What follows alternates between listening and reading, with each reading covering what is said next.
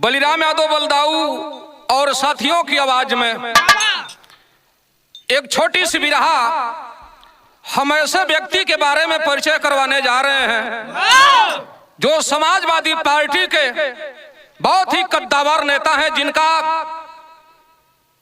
सब कुछ समर्पित है समाजवादी पार्टी के लिए। क्या बात है? बड़े भैया श्री इसरार अहमद साहब राजनीतिक परिचय और उनका जीवन परिचय आप लोगों से करवाने जा रहा हूं। गौर कीजिएगा बाबू, भूमिका में कहना बा।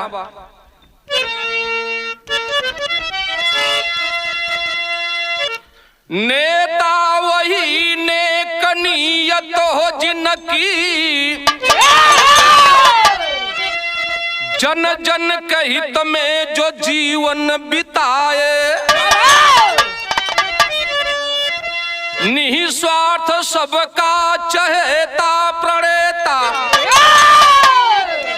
विजेता,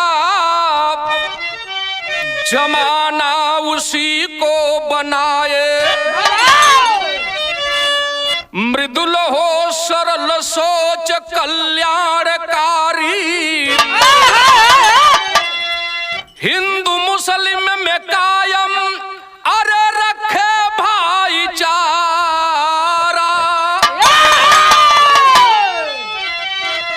आरती उनकी करती है मां भारती, जो पसीने के जल से है गुलशन सजाए।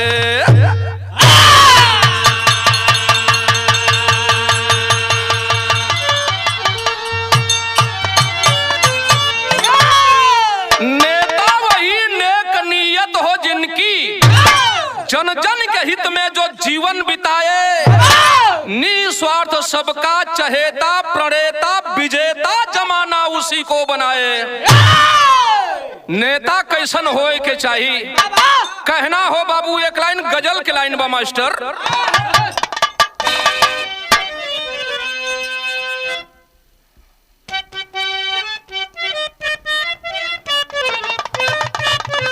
वाह वाह वाह वाह, क्या बात है। और इतने करीब, और इतने करीब याद दगाते गई मुझे।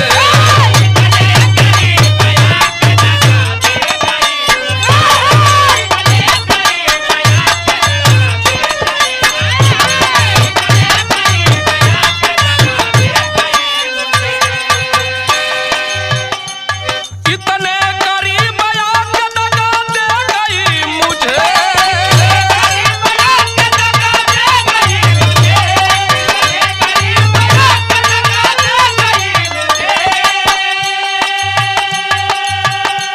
मैं बुझ रहा था कि हवा दे गई मुझे। बहुत अच्छा है।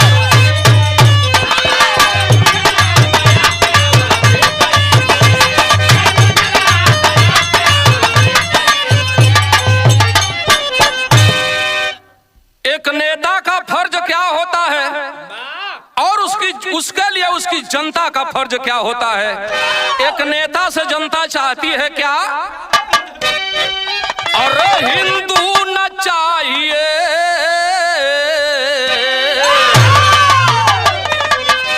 और हिंदू न चाहिए न मुसलमान चाहिए।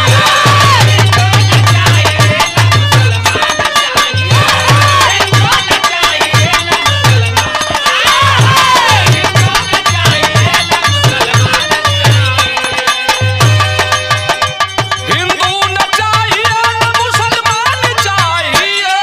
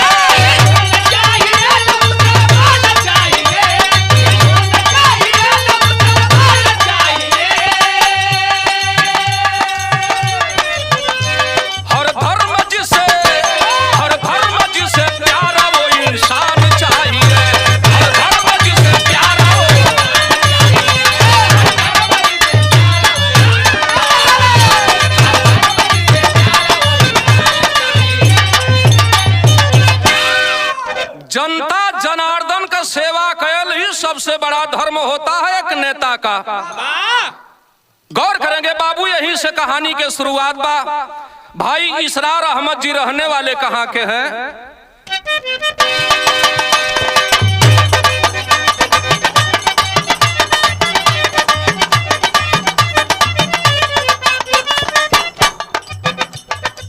ग्राम सम्मोपुर, ग्राम सम्मोपुर आय माँ में सुघर शोर हुआ, रहमतुल्लाह के घर में जब नवल किशोर हुआ।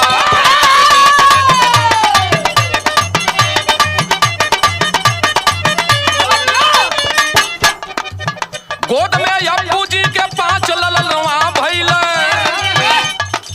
गोद में अब्बू जी के 5 ललनवा भइले, नाम इसरार बन के मझिला सुगनवा अइले।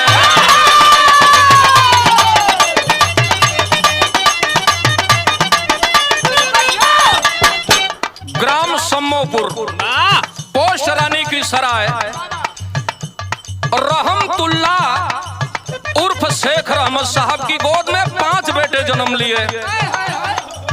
बड़े बेटे का नाम इफ्तिखार अहमद, दूसरे बेटे का नाम इशार अहमद, तीसरे नंबर पर मैं जिनकी गाथा गा रहा हूं माननीय श्री इसरार अहमद साहब, चौथे नंबर के बेटे का नाम अशफाक अहमद और 5वें नंबर पर अबूसार अहमद।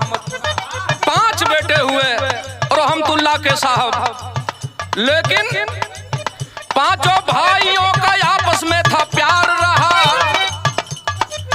5 भाइयों का आपस में था प्यार रहा, उसी परिवार में आंगन सदा गुलजार रहा।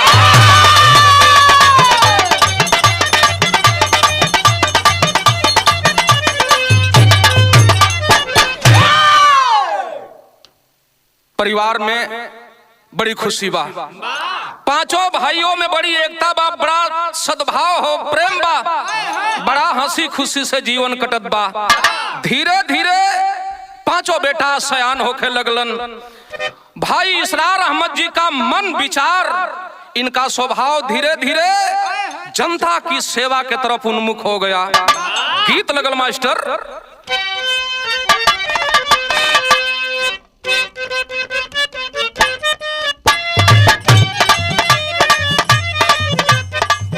बड़ी पुरान गीत हो मास्टर। कोई परदेसी मेरा दिल ले गया,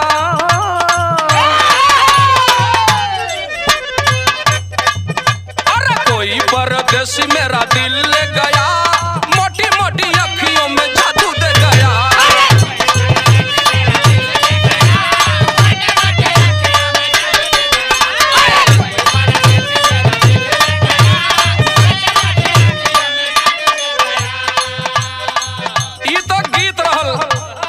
मगर जब जवानी का रवानी आइल बा, बड़े भाई इसरार अहमद जी रखिया उठान पर पहुंचल हुआ, तब का भयल। बचपन से बड़ा होनहार भइल,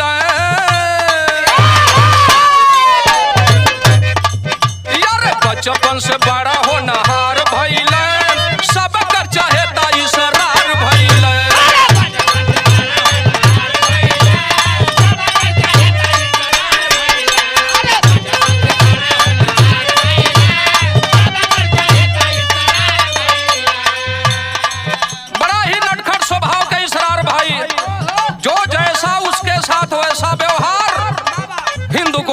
चचा पा लगी, भैया नमस्ते। जो अपने लोग मिलते थे उनको चचा अस्सलाम वालेकुम, जो जैसा था उसके साथ वैसा व्यवहार। धीरे धीरे समय बीतल भयल का, सब एक दिलवा में भइल उछाह हो, जया रुकसन साथे भइल निकाह हो।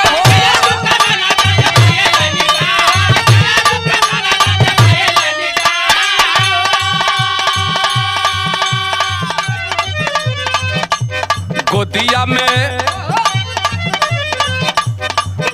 में सुघर दुलार भइल, गोदिया में सुघर दुलार भइल, सब कर चाहेता इसरार भइल।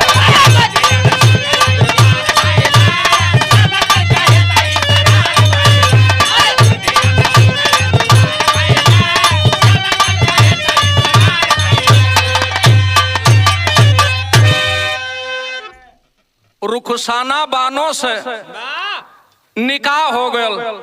समय बीतल, भगवान एक ठे औलाद भी दे देलन, जेकर नाम शहजाद अहमद, जो कि इस समय डॉक्टर राम मनोहर लोहिया में लखनऊ हॉस्पिटल में कार्यरत हैं। गौर करेंगे बाबू, कहना बा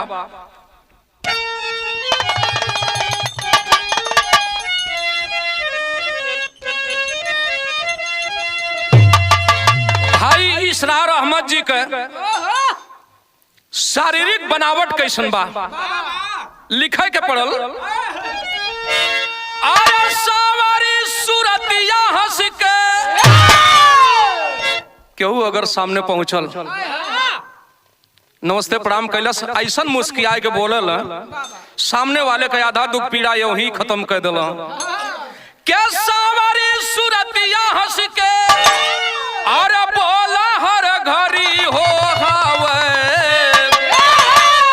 मोहनी मूर्तिया की हवे, मोहनी मूर्तिया अरे बदान छरहरी हो हावे।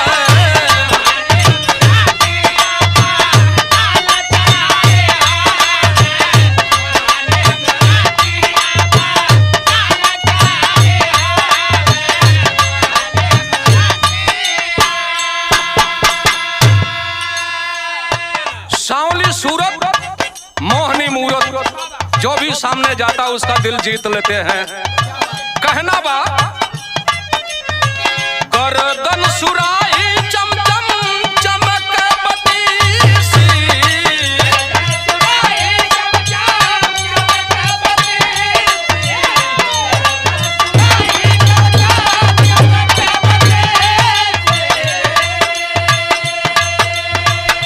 छरहरी बदन, सुराहीदार गर्दन। कहना बा अधरों से रास टपके,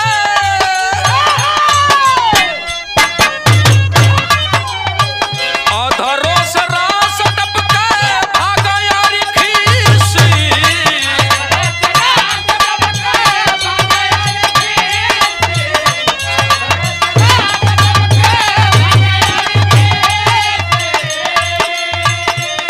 इतना मृदुल भाषी हुवन बाबू, जब सामने वाले से बात करल ई जनाला के मुंहवा से फूल छुअता। गौर करिहन मास्टर, कहना बा अरे पाजामा कुर्ता पहिना, अरे लाल टोपी सिरधारी हो हावे, मोहनी मुरातिया बाप दाना छरहरी हो हावे।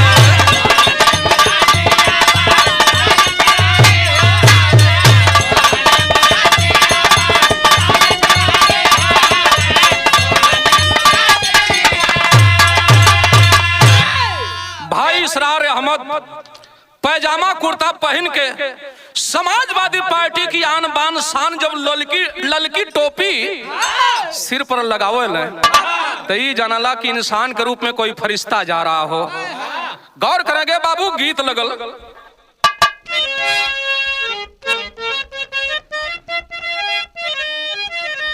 कि ठाढ़े रहो मुरली वाले,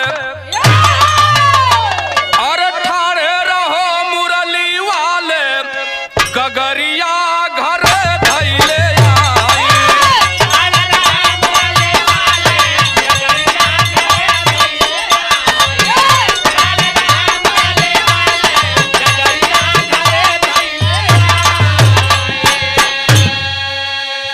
भगवान कोई कमी नहीं देले बाड़न, अन्न धन सब कुछ भरल बा। माननीय श्री इसरार अहमद साहब सोचने लगे कि अरे यार, इंसान आता है और चला जाता है, क्यों नहीं कुछ ऐसा काम करूं ताकि नाम के साथ साथ जनता की सेवा भी हो जाए। कैलन का बाबू, जनता से का सेवा करे के एक तरीका हो, राजनीति में धीरे धीरे अपन कदम बढ़ोले हुए। कैसे कि सब कर दुलार प्यार पवल, अरे सब कर दुलार प्यार पवल, कदम राजनीति में बढ़वल।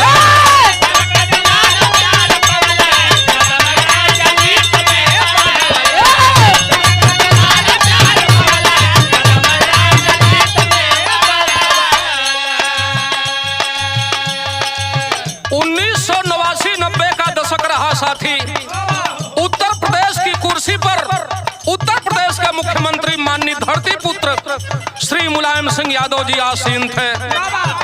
राजनीतिक गुरु के रहल भैया के। अरे राम दर्शन यादव के मान के आदर्श हो।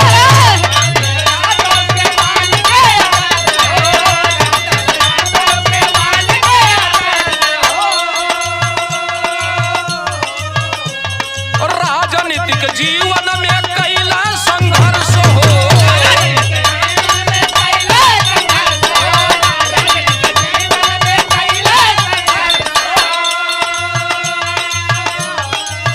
यारे परचम सपास लहरवल। अरे परचम सपास लहरवल कदम राजनीति में।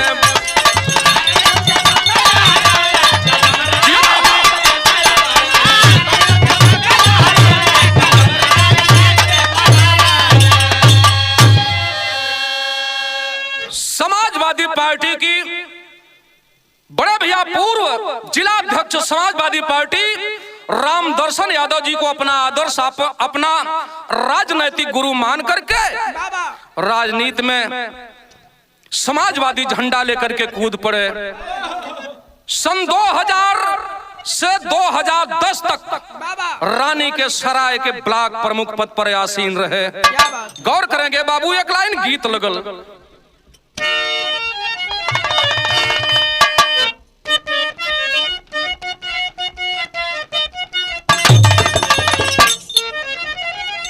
अरे सैया के राजा अरे छुट्टी लेके आवता रन घरवा। आज टेलीफोन आइल हा। इ तो गीत रहल मगर भाव दिहल गयल। तब बनी के और बनी के रानी के सराय के प्रमुख हो। तब बनी के रानी के सराय के प्रमुख हो। दुखियन के दुख हरल बन के रानी के सराय के प्रमुख हो। दुखियन के दुख हरल बन के रानी के सराय के प्रमुख हो। दुखियन के दुख हरल। समाजवादी पार्टी के झंडे के नीचे ब्लॉक प्रमुखी का चुनाव लड़े राम दर्शन यादव जी को गुरु मानकर 2000 में परचम फहराने का काम हुआ रानी की सराय ब्लॉक में। 2000 से 2010 तक 10 साल लगातार ब्लॉक प्रमुख रहे। कहना है निधि वाला पैसा जवन ब्लॉक बीचे आइल हो।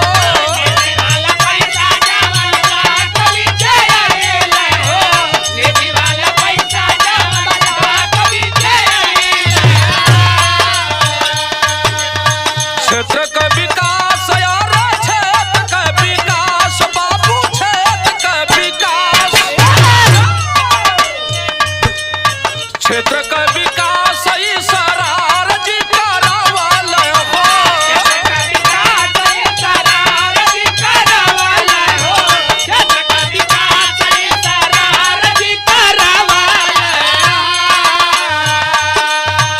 तो देवल चाहे सदा सभाई के सुख हो। देवल चाहे सदा सभाई के सुख हो। दुखियन के दुख हरल।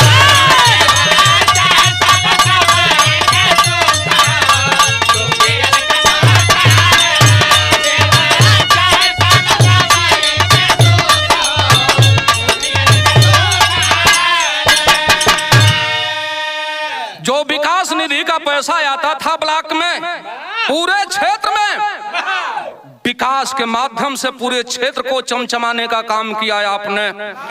2010 से 2015 तक सुरक्षित सीट हो गई और 2015 में जब चुनाव हुआ ब्लॉक प्रमुख का तो वहां महिला सीट थी। आप आपकी पत्नी माननीय इसरार अहमद साहब की पत्नी रुखसाना बानो पुनः ब्लॉक प्रमुख चुनी गई। 2015 से 2020 तक ब्लॉक प्रमुखी का पदभार संभाला है आपने। तर्ज फिर बदल गई मास्टर।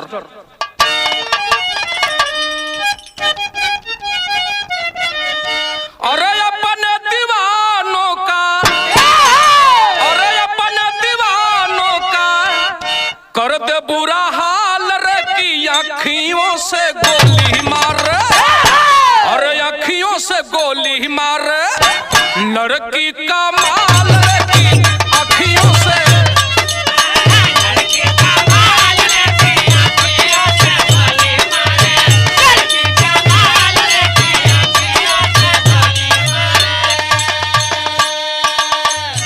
भाव दिहल गल मास्टर।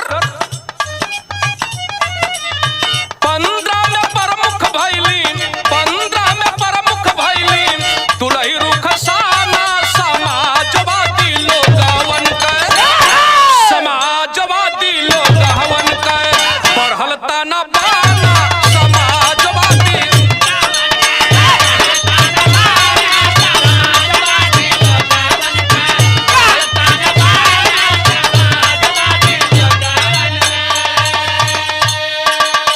धीरे धीरे समाजवादी पार्टी को ताकत देने का काम आपने किया। कहना है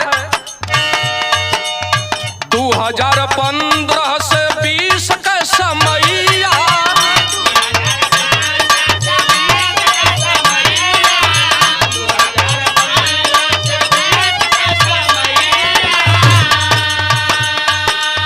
बन के पतवार खेवली रुखसाना नैया, बन के पतवार खेवली रुखसाना नैया, बन के पतवार खेवली रुखसाना नैया। खुशियाँ से गूंजेला दिल में तराना समाजवादी लोग हवन के बढ़ल ताना बाना समाजवादी,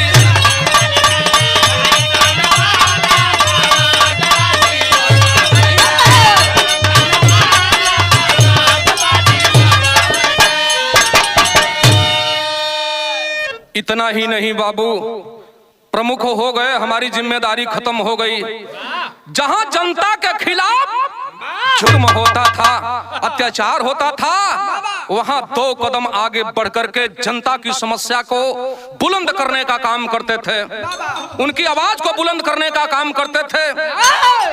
कई बार जनता की समस्या को लेकर के जेल भरो, आंदोलन भी किए। कहना हो बाबू बिरहा में टेरी लगल मास्टर।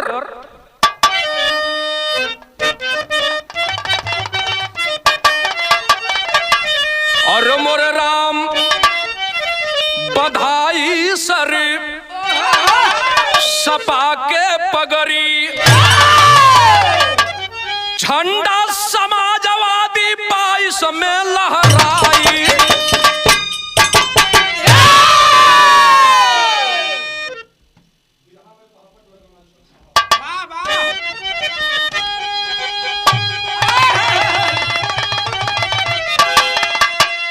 वर्तमान समय आज जो सरकार की किसान विरोधी राजनीति हो रही है, इसलिए मेरा किसान भाइयों से कहना है, अरे बना एकता सत्ता लाया बनाई किसान भाई हो, अरे इस सरार के अब की ताज बधाई किसान भाई हो।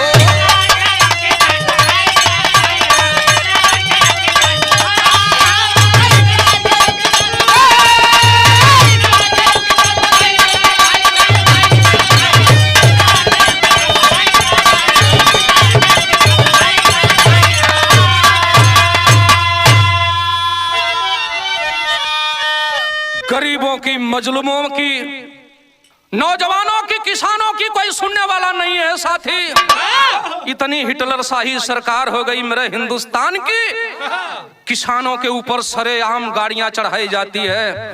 वो भी एक जिम्मेदार व्यक्ति, मंत्री का बेटा गाड़ी चढ़ाने का काम करता है। 9 किसान उस दुर्घटना के दौरान रौंदे गए, मारे गए। गौर करेंगे बाबू, दीन दुखी सब यह शासन में सह बड़ी दुर्गतिया हो। अरे जातिवादी के चक्कर में मरल बा सब करमतिया हो। अरे जुमलेवादी जड़ सदिया मिटाई किसान भाई हो। हम गरीब का नैया पार हो जाई किसान भाई हो।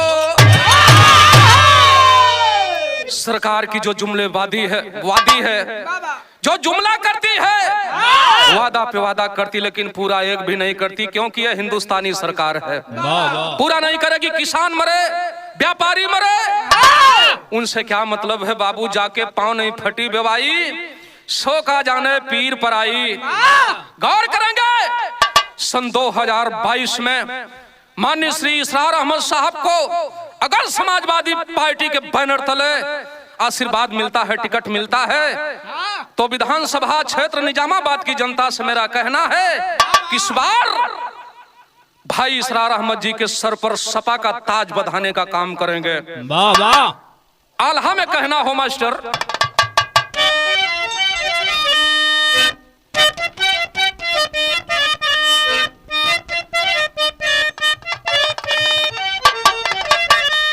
और वीरेंद्र नाथ त्रिपाठी जी के भाई लनवाय भैया।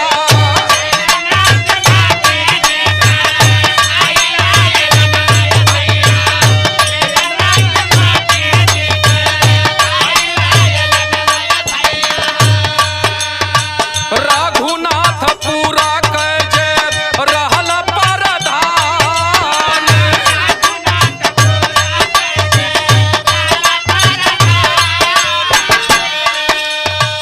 राजनीतिक जीवन के संघर्ष के साथी रहे हैं आप लोग। माननीय स्वर्गीय राजनाथ यादव, स्वर्गीय प्रकाश यादव, सुरेश यादव, तेज प्रताप सिंह, राज नारायण यादव मास्टर साहब, मोहित यादव मास्टर साहब, भाई विजय लाल यादव और कमलेश यादव होटल मैनेजर, सब लोग कदम से कदम मिलाकर के चलने का काम करते हैं। कुछ लोग तो संघर्ष के साथी अब इस हमारे आपके बीच में नहीं रहे, लेकिन भाई इसरार अहमद जी का कारवां रुकने वाला नहीं है। कहना बा राम वृक्ष यादव हरदम साथवा निभावे भैया।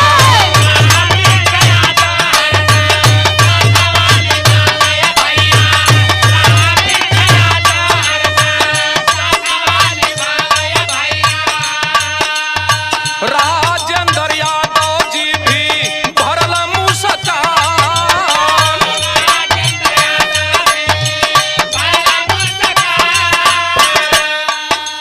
राम वृक्ष यादव जब न फोन लगा था भैया कहाँ हुआ, कहीं प्रमुख जी क्या हैं। हमेशा प्रमुख जी के कदम से कदम मिलाकर के चलने का काम करते हैं। राजेंद्र यादव भी साथ में दम भरने का काम करते हैं। गौर करेंगे बाबू, हाँ मलिकपुर प्रधान पहल वान जी संघटिया भैया।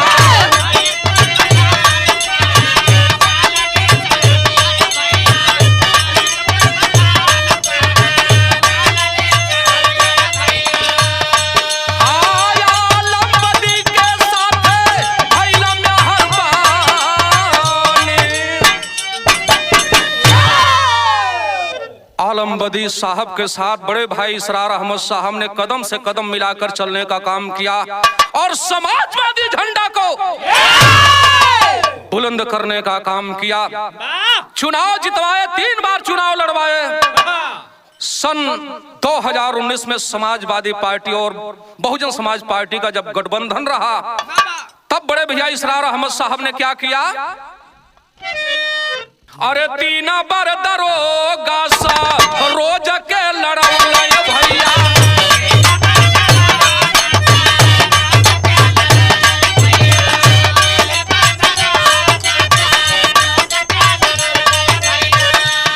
हाँ संगीता आजाद साथे रहसीना तान।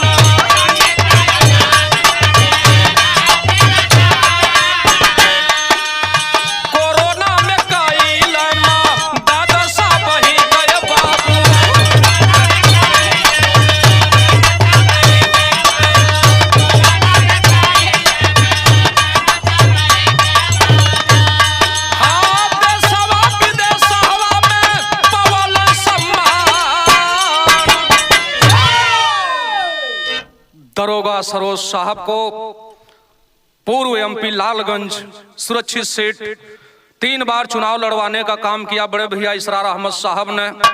सपा बसपा गठबंधन 2019 लोकसभा के चुनाव में संगीता आजाद को चुनाव लड़वाने का काम किया और विजय श्री दिलाने का काम किया आपने।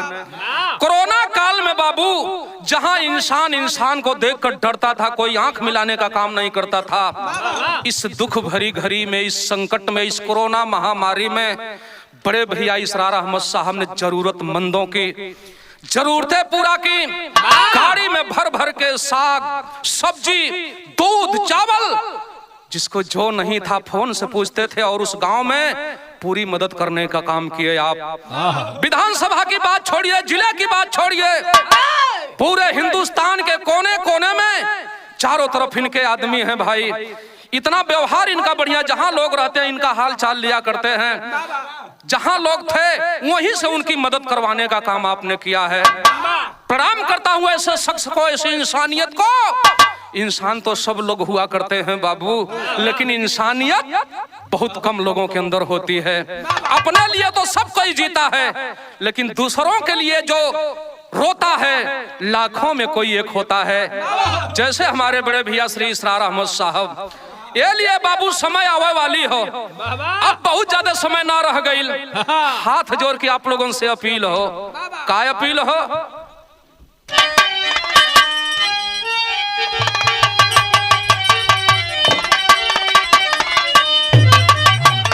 अरे रानी की सराय से अरे गुजत बाला नकार हो,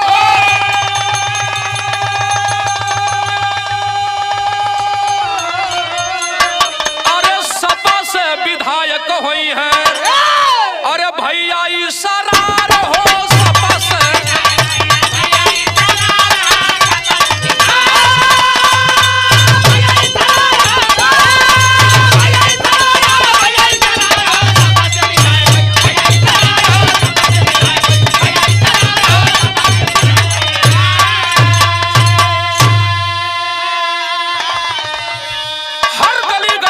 विधानसभा निजामाबाद से आवाज आ रही है, इसरार भैया आप इस तरह से मत दौड़िए, केवल आप टिकट लेकर के आइए।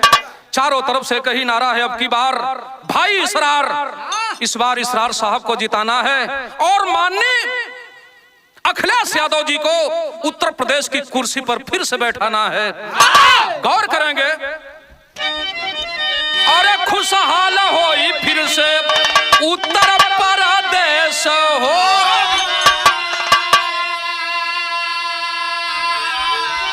अरे जौने दिन सीएम बनी है भैया अखिलेश हो।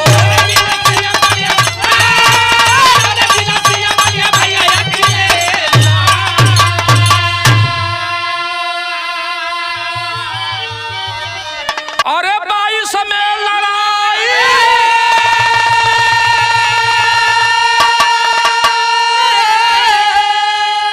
अरे हो यार पार हो,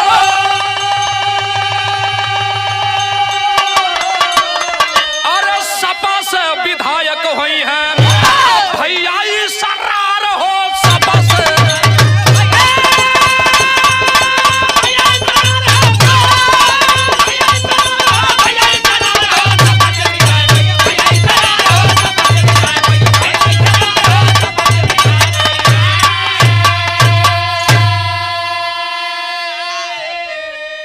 उत्तर प्रदेश की जनता चित्कार कर रही है, चारों तरफ हो हल्ला मचा है, न हमारी बहनें सुरक्षित हैं, न हमारी बेटियां सुरक्षित हैं। नारा दिया था बीजेपी के लोगों ने, अब की बार बीजेपी सरकार। लेकिन मैं कहना चाहता हूं सन 2022 में इस बार बीजेपी नहीं, बीजेपी का अंतिम संस्कार, ये अंतिम संस्कार होने वाला 2022 में, और इस बार समाजवादी सरकार ये आने वाली है भाई साहब। नारा बदल गया है, चारों तरफ कोई सुरक्षित नहीं है। माताओं बहनों की इज्जत सरेआम लूटी जा रही है। जिम्मेदार पद पर आसीन लोग ही ऐसा घिनौना काम करने को तैयार हैं बाबू। उनकी कहीं सुनवाई नहीं होने वाली है। जोगी के राज में किसान, नौजवान, व्यापारी तक सुरक्षित नहीं है, तो फिर क्या होगा इस प्रदेश का? कहना है बाबू एक ही विकल्प है, वो है समाजवादी पार्टी। समाजवादी को इस बार 2022 में लाना है और बड़े भैया श्री अखिलेश यादव जी को मुख्यमंत्री बनाना है। कहना हो मास्टर, गुरु बिहारी गुरु गणेश की टोली है फौलादी,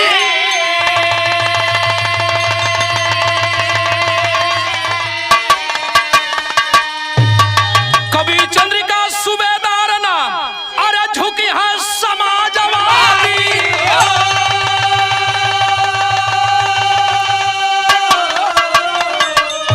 अरे बधाई सरसपा के पगड़ी